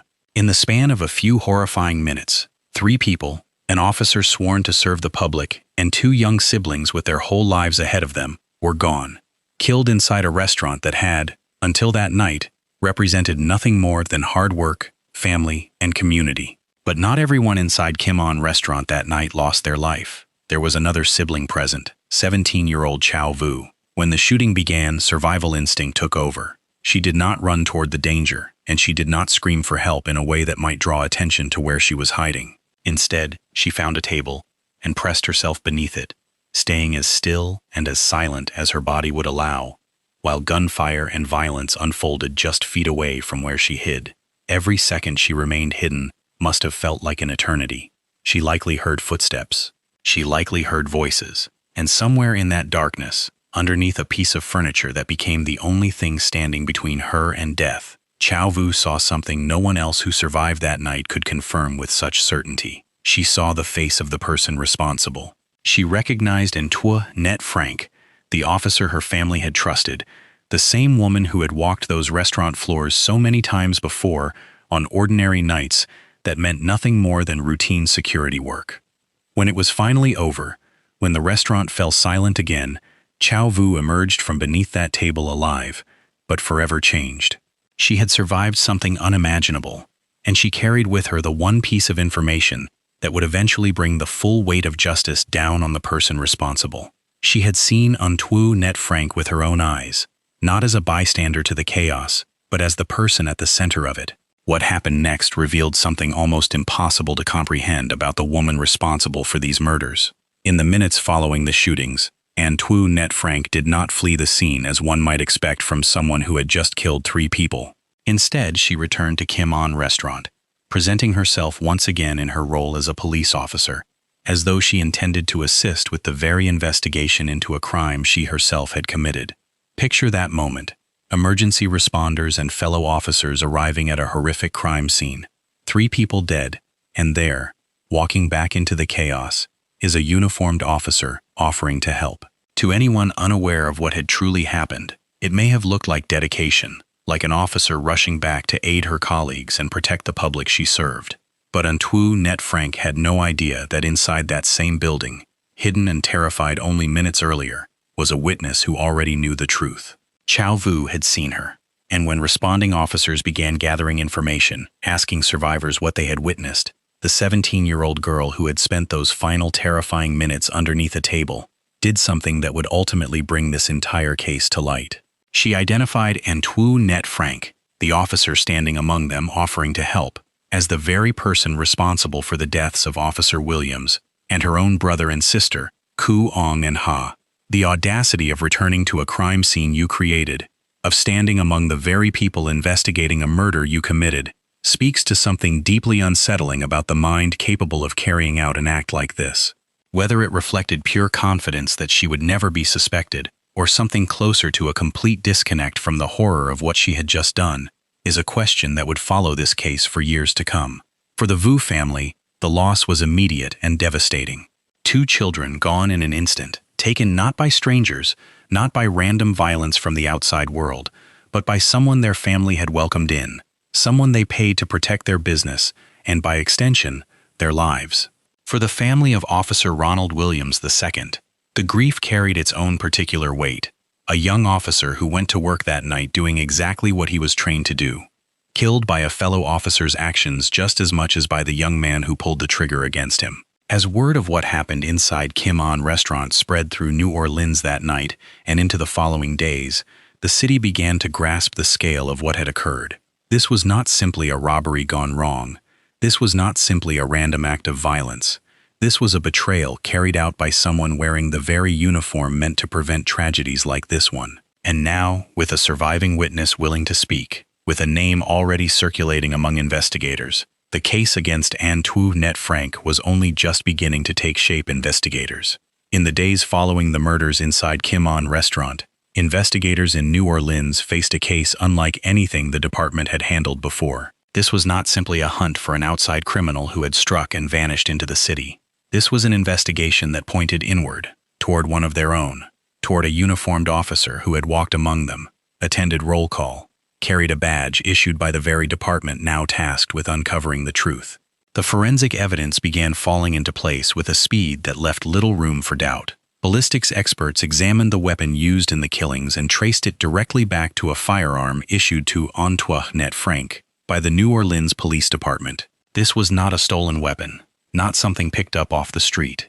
This was a gun handed to her by the very institution that trained her to serve and protect, now proven to be the instrument used to end 3 lives inside a restaurant she had sworn to watch over. Alongside the ballistics findings, investigators uncovered additional physical evidence that helped complete the picture. Fingerprints recovered from the scene, along with surveillance footage captured inside and around Kim An restaurant that night, placed Rogers Lucas at the location during the exact window of time the murders occurred. Between the ballistics tying the weapon to Antoinette and the fingerprints and footage placing Rogers at the scene, investigators now had physical proof connecting both individuals directly to the killings, evidence that would prove nearly impossible to argue against in the courtroom that awaited them. But the story investigators were piecing together did not end with the murders inside that restaurant. As detectives dug deeper into Antoinette Frank's background, searching for any detail that might explain how someone capable of this violence had slipped through the screening process meant to catch exactly this kind of danger, they stumbled upon something that had been buried, quite literally, for years. Beneath the home where Antoinette had once lived, investigators discovered human remains. A skull bearing a bullet hole, hidden in the ground beneath a house that had, at one point, belonged to her family. This discovery cast an entirely new and disturbing light on the disappearance she had reported back in 1993, when her father vanished without explanation. What had once been filed away as a simple missing persons case now appeared to be something far darker, a mystery that had been sitting quietly beneath the surface of her own former home the entire time. The implications of this discovery rippled through the investigation. If the remains buried beneath that house belonged to her father, and if the bullet hole in that skull suggested he had not simply disappeared, but had met a violent end, then the picture of Antoinette Frank shifted once again. This was no longer simply the story of an officer who failed her psychological evaluations and somehow slipped through the hiring process anyway. This was potentially the story of someone whose capacity for violence stretched back years before she ever set foot inside Kim An restaurant, long before Officer Williams, Koo Aung, and Ha ever crossed her path. As investigators built their case, connecting ballistics, fingerprints, surveillance footage, and now this unsettling discovery beneath her former home, the path toward prosecution became clear. Antoinette Frank and Rogers Lucchese were formally charged in connection with the murders of Officer Ronald Williams II, Ku Ong Vu, and Ha Vu. The city of New Orleans, still reeling from the sheer betrayal at the heart of this case, watched closely as the legal process moved forward. The trial that followed drew intense public attention. Here was a woman who had once stood as a symbol of law and order, now sitting as a defendant, facing the very justice system she had once represented. Prosecutors laid out the evidence methodically, walking jurors through the ballistics reports that tied the murder weapon directly to her service-issued firearm, the surveillance footage that placed her co-defendant at the scene, and the testimony of survivors who had lived through that horrific night inside Kim An restaurant. Among the most powerful pieces of testimony came from those who had witnessed Antoinette's actions firsthand, survivors who could speak directly to what they saw and experienced during those violent minutes inside the restaurant. Their words carried a weight that physical evidence alone could not replicate. Human accounts of fear, of recognition, of watching someone they trusted become the very source of unimaginable loss. On October 20th, 1995, the verdict came down. A jury inside the Orleans Parish Criminal District Court in New Orleans found both Antoinette Frank and Rogers Lucchese guilty on 3 counts of first-degree murder. The convictions confirmed what the evidence had already made clear, that these 2 individuals were responsible for the deaths of Officer Ronald Williams II, Ku Ong Vu, and Ha Vu. Following the conviction, the court moved to sentencing. Antoinette Frank, once a sworn officer of the law, was formally sentenced to death. The weight of that sentence carried a particular kind of symbolism. A woman who had been hired to enforce the law, who had carried a badge and a weapon in service of protecting the public, now stood condemned by that very same legal system, sentenced to the harshest punishment it could deliver. For years, that sentence stood as the defining outcome of this case. A woman on death row, convicted of betraying everyone who had ever trusted her, from the Vu family who welcomed her into their restaurant, to the department that overlooked warning signs and handed her a badge in the first place. But the story of Rogers Lucchese, her co-defendant, would not follow the same path. Also sentenced to death alongside Antoinette following that same 1995 trial, his case moved through a different legal trajectory over the years that followed. In 2019, through an agreement reached with the Orleans Parish District Attorney's Office, Rogers Lucchese's death sentence was reduced to life imprisonment. This development introduced a new layer of complexity to a case that many believed had already reached its final chapter back in 1995. Here was the young man who had pulled the trigger on Officer Williams, whose fingerprints and image on surveillance footage had placed him firmly at the scene of these murders, now facing life in prison rather than execution, while Antoinette Frank remained on death row, still awaiting the ultimate consequence of that October verdict. For those closely following the case, this disparity raised uncomfortable questions. 2 people convicted of the same 3 murders, tried together, sentenced together in 1995, yet now facing entirely different futures. One would spend his remaining years behind bars, alive. The other remained condemned to death, her fate seemingly sealed since that verdict, decades earlier. For years, the case of Antoinette Frank appeared to be a closed book, a conviction, a sentence, and a slow march toward an execution date that loomed somewhere in the future. The Vu family and the family of Officer Williams had their answers. The city of New Orleans had watched justice, or at least a version of it, run its course through the courts. But nearly 3 decades later, new documents would surface that changed how the world saw Antoinette Frank. For years, Antoinette Frank sat on death row, her case moving slowly through the appeals process that every death sentence in America must pass through before an execution can ever take place. In April of 2008, the United States Supreme Court made a decision that closed one major door in her fight against that sentence. The court denied what is called cert, short for a request asking the highest court in the land to review her case. When that request was denied, her original conviction and death sentence officially became final under the law. That same month, April of 2008, Antoinette took matters into her own hands. Without an attorney representing her at that exact moment, she filed what is known as a pro se application, meaning she filed it herself, representing her own interests, asking the courts to grant her relief after her conviction. It was the first formal step in a legal battle that would stretch on for decades. one that continues even now. More than a year later, on July 1, 2009, attorneys working on her behalf filed what the courts call a supplement, an additional legal document adding further detail and arguments to her original request.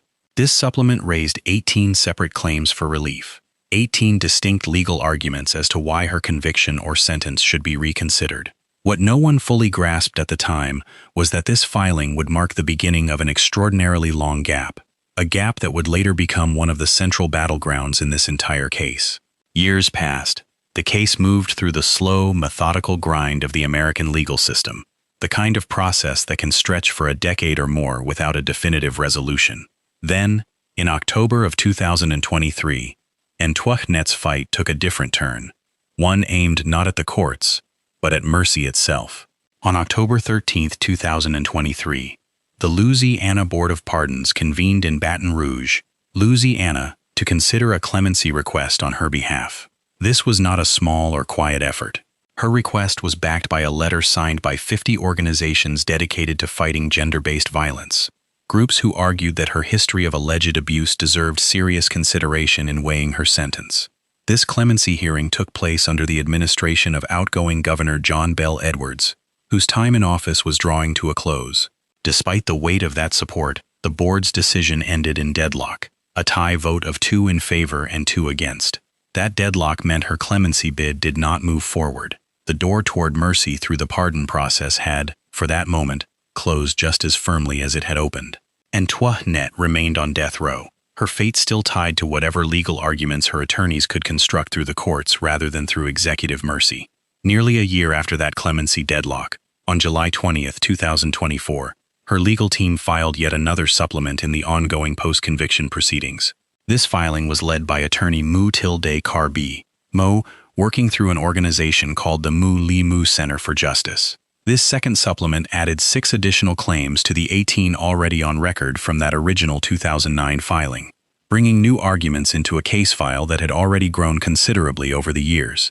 It was this very gap, the span of time stretching from that first supplement filed in 2009 to this new one filed in 2024, roughly 15 years, that would soon become the central legal battlefield in this case, more so than the original facts of the murders themselves.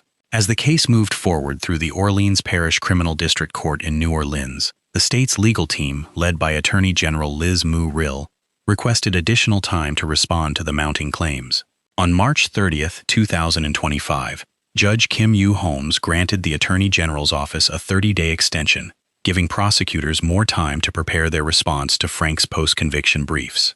Weeks later, on April 28, 2025, the state filed formal objections, arguing that the delay itself, that 15-year gap between filings, had caused real and lasting damage to their ability to defend the original conviction. They pointed to lost evidence and witnesses who were no longer available, some having passed away in the years since the original trial, arguing that this passage of time made it unfair and impractical to relitigate claims that could have been raised so much sooner. The defense pushed back forcefully. On May 15, 2025, Judge Holmes issued a ruling that favored Antoinette's legal team on multiple fronts. She denied every one of the state's procedural objections, granted Frank a new hearing to consider her claims, and separately denied a request from Attorney General Mu-Rill's office to personally take direct control of prosecuting the case going forward. During this hearing, Attorney Mu-Tilde Carby, Fo, made a striking public statement, telling the court that Antoinette Frank, quote, was not a willing participant in the events that unfolded inside Kim On restaurant 3 decades earlier. That statement alone reframed the narrative many had accepted for years. The suggestion now on the record was that Rogers Lucase, her much younger co-defendant, had played a far more coercive role in these murders than previously understood, a claim that would resurface again in the months to come. The legal back and forth continued. On October 7, 2025, the Louisiana Supreme Court issued a ruling in a close 5-2 decision. Justices Cade, Wyma, Griffin, Hughes, and Matt Callum voted in favor of allowing Attorney General Mu-Rill's office to formally intervene in the case, a request made possible after Orleans District Attorney Jason Williams consented to transferring prosecutorial control. 2 justices dissented, but the majority ruling stood, placing the Attorney General's office directly in control of arguing against Frank's post-conviction claims going forward. Then, on March 31, 2026, the Louisiana Supreme Court issued another significant ruling. The court partially reversed the lower court's earlier denial of the state's objections, ordering a dedicated hearing specifically focused on whether the state had been, in the court's own language, materially prejudiced by that 15-year gap between filings. This hearing would be conducted under a specific legal standard found in Louisiana Code of Criminal Procedure, Article 930.8, subsection B. The case now carried the official docket number 2025 KD 00767, a number that would follow every subsequent filing in this ongoing legal saga. That hearing arrived on June 3, 2026, inside the Orleans Parish Criminal District Court in New Orleans. By this point, Antoinette Frank was 54 years old, still incarcerated at the Louisiana Correctional Institute for Women. Attorney General Moo Rill's office argued forcefully that Frank had, in their words, exhausted all post-conviction release options, insisting that decades of legal maneuvering had run their full course. Standing opposite them, Frank's defense team argued something far more specific than in previous hearings, stating plainly that Rogers Lucase had forced her to take part in killing the 3 victims inside that restaurant so many years earlier. As of this recording, the outcome of that prejudice hearing remains undecided. The legal question at the heart of this entire modern chapter, whether a 15-year gap between filings genuinely harmed the state's ability to defend a decades-old conviction, still awaits a final ruling from the courts. So where does that leave things? A woman who once wore a badge, who once stood as a symbol of protection for a community that trusted her completely, now sits on death row, 54 years old, fighting through a legal system she once served, over questions of timing, fairness, and whether abuse she endured decades ago should carry any weight against the lives she took. Was justice served back in 1995, or is the state of Louisiana about to execute a woman that the very system meant to protect her failed, not once, but twice? If you want to know what happens when that prejudice hearing finally reaches its ruling, make sure you are subscribed, because this story is far from over, and part 2 will bring you the outcome the moment the knock came 3 times. Hard and fast. The kind of knock that means someone already suspects the worst. Behind that apartment door in Phoenix, the porch light buzzed against the cold December air. 2 officers stood shoulder to shoulder, one hand resting near a holster out of habit, not yet out of fear. Blood was pooling at the threshold. Not a smear, not a drop, a pool, dark and spreading slowly toward the doormat, seeping into the concrete seams below the frame. The door opened. A man stood there, calm, almost bored, like he had been expecting a delivery instead of a police response. He glanced down at the blood like it was an inconvenience someone else would clean up later. "I just cut my hand," he said. He said it flatly, no panic in his voice, no urgency, no explanation for why a cut hand would leave that much blood at his own front door. He said he was the only one home. He said it twice, like repetition might make it true. The officers did not believe him, not fully. Not yet.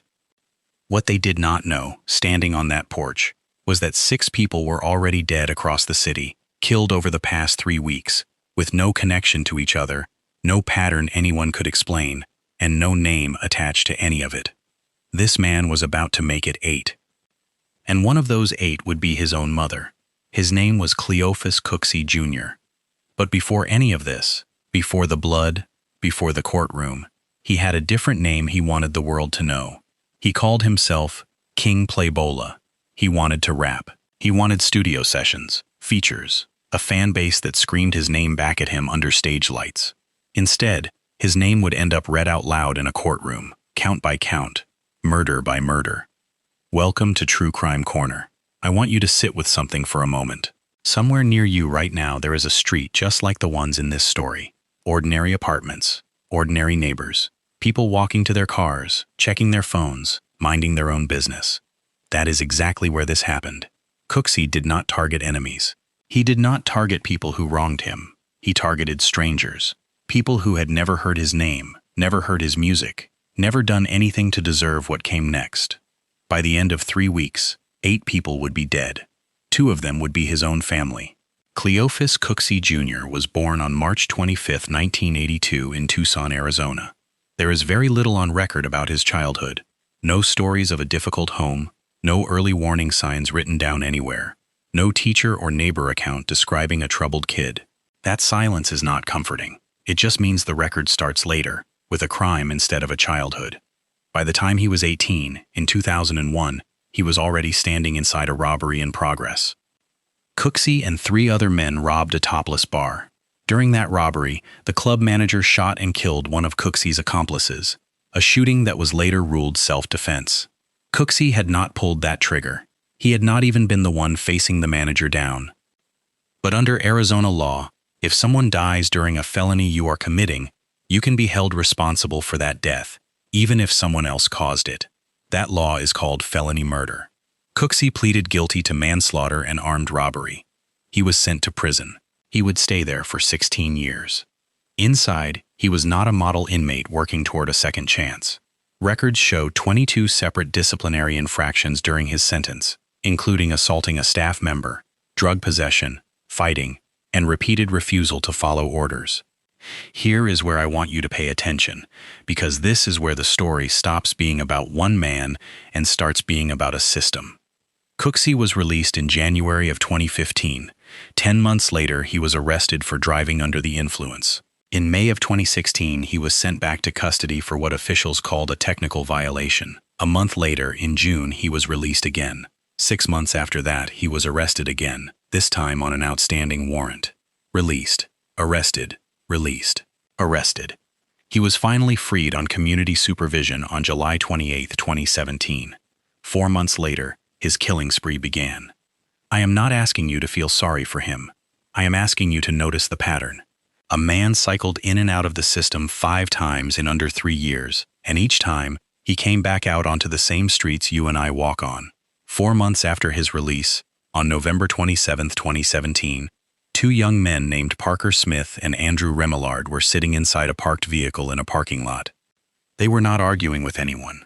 They had no history with Cooksey. They did not owe him money, had never met him, had never crossed his path in any way investigators could ever find. They were just sitting there. Then they were shot. Here is the twist that should stop you cold. This was not personal. There was no fight that escalated, no betrayal being settled, no debt collected. Investigators searched for a connection between Cooksey and these 2 men for years, through the arrest, through the trial, all the way to sentencing. They never found one. Parker Smith and Andrew Remillard were killed simply because they were sitting in the wrong parking lot on the wrong night. Take a second and let that sit with you, because this is the part of the story that separates it from almost every other case I have covered on this channel. Most killers choose their victims for a reason, even a twisted one. Revenge, jealousy, money, something you can point to and say, that is why. Cooksey gave investigators nothing, no reason, no connection, no pattern they could use to predict where he would strike next. That randomness is the horror.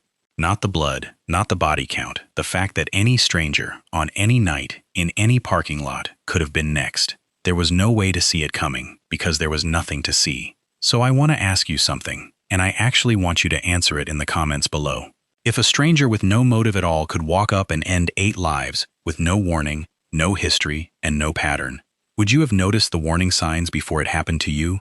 Type your honest answer below. I read every comment on this channel. While all of this was happening, Cooksey was still chasing a completely different life. He called himself King Playbola. He wanted studio time, real tracks, a name people would recognize on a stage instead of in a police report. He was not just a man drifting through parole violations and rearrests. In his own mind, he was an artist working towards something. One of the people helping him build that dream was a young rapper named Bonif Riel. Bonif was 25 years old. The 2 of them had worked together, recorded together, built something that at least looked like a partnership between 2 men chasing the same goal. On December 11, 2017, Bonif Riel was found dead in an apartment in Avondale. He was lying on a chaise lounge, and his death fell directly inside the same 3-week window as the rest of Cooksey's killings. No charges were ever filed against Cooksey for Bonif's death. That means, as of right now, this part of the story does not have an ending. Investigators have never officially connected Cooksey to that death, but they have also never closed the door on it. It remains open, unresolved, sitting in the same file as everything else that happened those 3 weeks. Think about what that means for a moment. The same hands that may have been reaching for a microphone were, at the very same time, reaching for a trigger. The same voice that wanted to be heard on a track was instead about to be heard in a courtroom, count after count. Whatever music King Playbola imagined making, it never got made. What got made instead was a body count, a court case, and a question about his own collaborator that may never be answered. He wanted the world to know his name. Eventually, it did, just not for the reason he wanted. It started with Parker Smith and Andrew Remillard. Parker Smith was 21 years old. Andrew Remillard was 27. 5 days later, on December 2, 2017, a man named Salim Richards was walking. He was 31 years old, working as a security guard, and he was simply walking to his girlfriend's apartment after his shift. That is the entire story of how Salim Richards died. He was on his way to see someone he loved, and he never got there. Think about how ordinary that walk was. A shift ending, a relationship waiting at the other end of it. The kind of walk any of us might make without a second thought. Around the same time, in a Glendale apartment complex, 2 more men lost their lives in a separate shooting. LaTory Beckford was 29. Christopher Cameron was 21. Different names, different ages, but the same absence of explanation. Investigators would later connect these deaths to the same gun, the same hands, the same 3-week window of violence, spreading across the city, with no visible pattern anyone could act on in time. 4 names, 4 families, and Cooksey was not finished. The next victim was Maria Villanueva, 43 years old. Her body was found in a Phoenix alley, partially unclothed, and investigators would later confirm that Cooksey's DNA was recovered directly from her body. Unlike the earlier victims, this crime scene told a different, more intimate kind of violence. This was not simply a shooting from a distance. This was closer, and it was worse. Maria Villanueva's death would become one of the most important pieces of evidence in the entire case, though her family would not know that for years. To them, in that moment, she was just gone, and there was no explanation waiting for them either. By now, Cooksey had killed 6 people in under 3 weeks. 6 lives, 6 families, and still no motive investigators could point to. No revenge, no debt, no history connecting any of these people to him or to each other. Then, on December 17, 2017, it came home. Literally. Police responded to a call about shots fired at an apartment in Phoenix. When they arrived, they found blood pooling at the front entrance. Inside that apartment were Renee Cooksey, 56 years old, and Edward Nunn, 54 years old. Renee Cooksey was his mother. Edward Nunn was his stepfather. The same man who had spent 3 weeks killing strangers with no connection to him at all had now killed the 2 people who raised him, who fed him, who likely had no idea what he had already done in the weeks before he walked through their door. I want you to sit with that for a second, because it changes the entire shape of this story. 6 strangers killed for no reason anyone could find. And then, the 7th and 8th victims were not strangers at all. They were family. The people who probably loved him the most, despite everything, despite the prison record, despite the years of arrests and rearrests. That is 8 lives, 8 names: Parker Smith, Andrew Remillard, Salim Richards, LaTory Beckford, Christopher Cameron, Maria Villanueva, Renee Cooksey, Edward Nunn. 8 people who woke up on an ordinary day, went about ordinary lives, and never got to see the next one. If you have made it this far into the video, I need you to do something for me. Hit that like button right now, not for me, but for them. Every one of those 8 names deserves to be remembered by more than just a court file. Now I want to slow down and talk about the man behind all of this, because the psychology here is just as disturbing as the crimes themselves. When officers finally arrested Cooksey outside his mother's apartment, he did not behave like someone in control of his own mind. He reportedly claimed to be Donald Trump. He told officers he worked for the FBI. He threatened to slit an officer's throat during the arrest itself. None of that reads like a calculated criminal covering his tracks. It reads like a man whose grip on reality had already come apart. Testimony during the trial later revealed that Cooksey was under the influence of PCP and methamphetamine during at least some of the killings, particularly the deaths of his mother and stepfather. His defense leaned heavily on this during sentencing, arguing that the drugs had impaired his judgment during those final 2 murders. But here is what makes this case different from almost anything else I have covered. Prosecutors and investigators were never able to establish a motive for any of the 8 killings, not one. No revenge, no jealousy, no robbery gone wrong that fully explains it. Just violence, with no discernible reason attached to it. That absence of motive is not a gap in the story, it is the story. A man capable of extreme, sudden violence, with documented aggression toward authority going back years, cycling in and out of a justice system that kept releasing him back onto the same streets. This is the lesson I want you to walk away with. Cooksey had 22 disciplinary infractions in prison. He had a DUI. He had a technical violation. He had an outstanding warrant. Every single one of those was a moment where the system had contact with a clearly unstable man, and every single time, he was released again. 6 weeks before his mother died at his own hands, the warning signs were already sitting in a file somewhere. Nobody connected them in time. I am not saying every person who struggles with the justice system becomes this. Most do not. But when the signs are this loud, this documented, this repeated, somebody has to be paying attention. In this case, nobody was, until 8 people were already gone. If this part of the story is making you uncomfortable, good, it should. Subscribe to this channel right now, because next week I am covering another case where the system missed the same warning signs, and I promise you it will make you just as angry as this one did. December 17th, 2017. This is the night everything closes in. Officers were called to an apartment in Phoenix after neighbors reported shots fired. This was not the first time police had responded to violence that month, but this time, the address hit differently. This was where Renee Cooksey lived. This was where Edward Nunn lived, Cleophas Cooksey's own mother and stepfather. When officers arrived, the first thing they saw was blood, not a trace of it. A pool, dark and spreading, sitting right at the front entrance, impossible to ignore. The door opened, and Cooksey stood there, calm, unbothered. He told the officers he had simply cut his hand. He said he was the only one home. He said it flatly, the same way he would later stand in a courtroom, the same way a man says something when he has stopped caring whether anyone believes him. The officers did not believe him. When they moved to detain him, Cooksey threatened to slit an officer's throat. Not a man panicking, not a man trying to talk his way out of a misunderstanding. A man reacting with immediate aggression toward the people trying to figure out what had happened inside that apartment. Inside, officers found Renee Cooksey, 56 years old, and Edward Nunn, 54 years old. Both shot, both gone. His mother. Read that again, because I need it to land the way it should. The same woman who likely worried about him during 16 years in prison, who likely hoped, after his release in 2015, that the worst was behind him, who probably had no idea, sitting in her own home, that the son she raised had already taken 6 lives in the weeks before he walked through her door. She did not see it coming. Neither did her husband. This is the part of the story I most want you to carry with you after this video ends. We spend so much energy teaching people to recognize danger from strangers. Lock your doors. Watch your surroundings. Trust your instincts around people you do not know.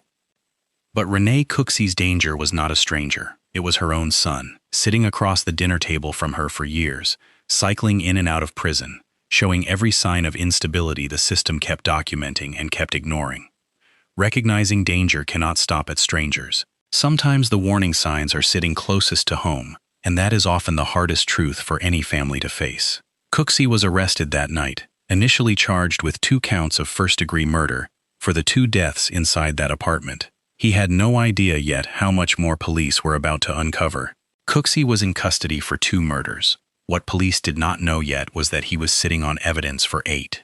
Phoenix Police Sergeant Jonathan Howard later described the investigation as a jigsaw puzzle, and that description fits perfectly.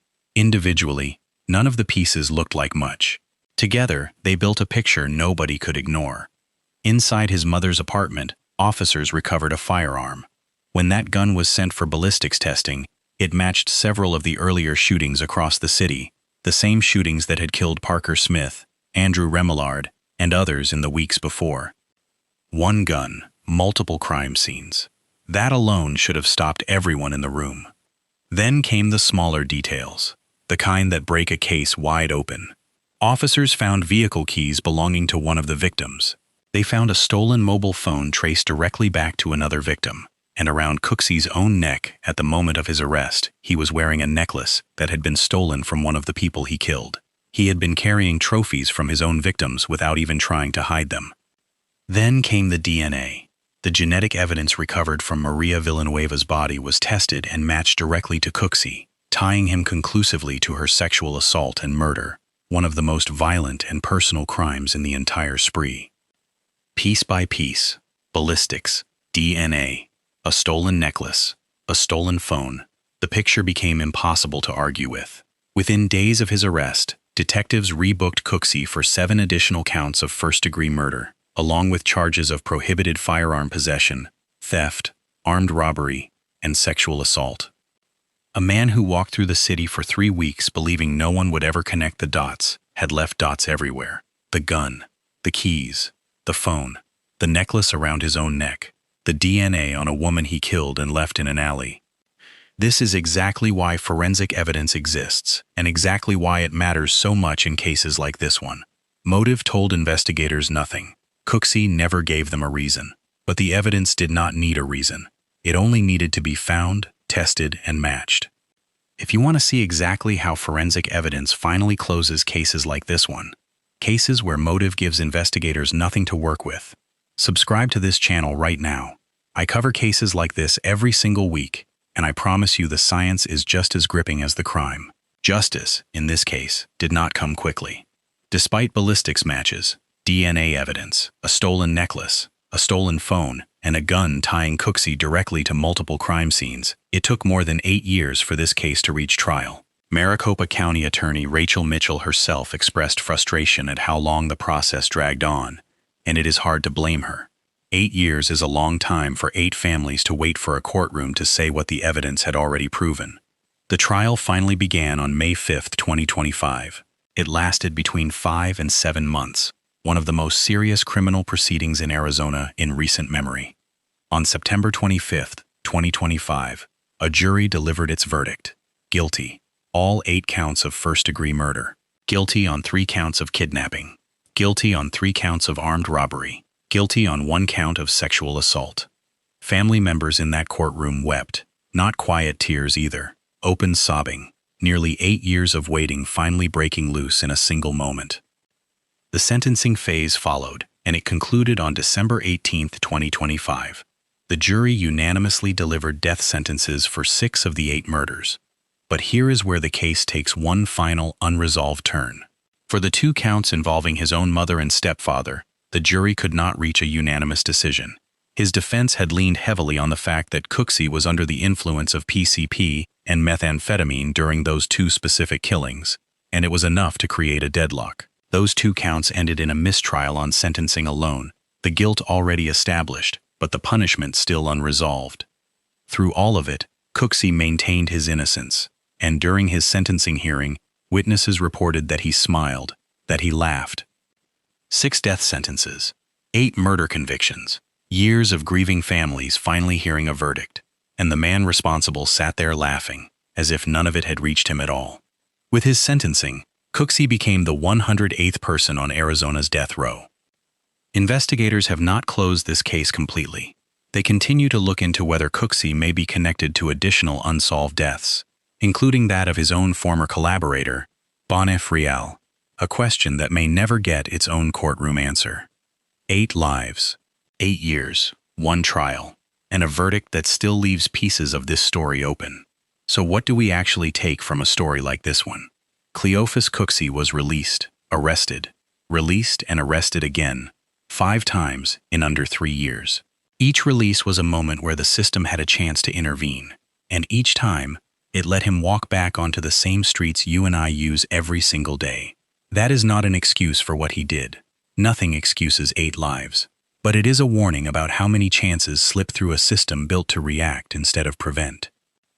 And then there is the harder truth, the one about his mother. Renee Cooksey did not die at the hands of a stranger.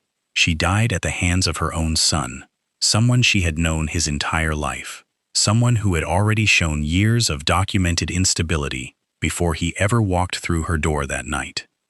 Danger does not always come from outside your home. Sometimes the warning signs are sitting across your own dinner table, and recognizing them, even in the people you love most, can be the difference between a warning and a headline. If this story affected you the way I think it did, tell me which part hit you hardest, the randomness of the first 6 victims, or the moment he turned on his own family. Comment below. I read every single one. And if you want more stories like this, ones with a lesson attached, not just a body count, subscribe to True Crime Corner. New cases every week.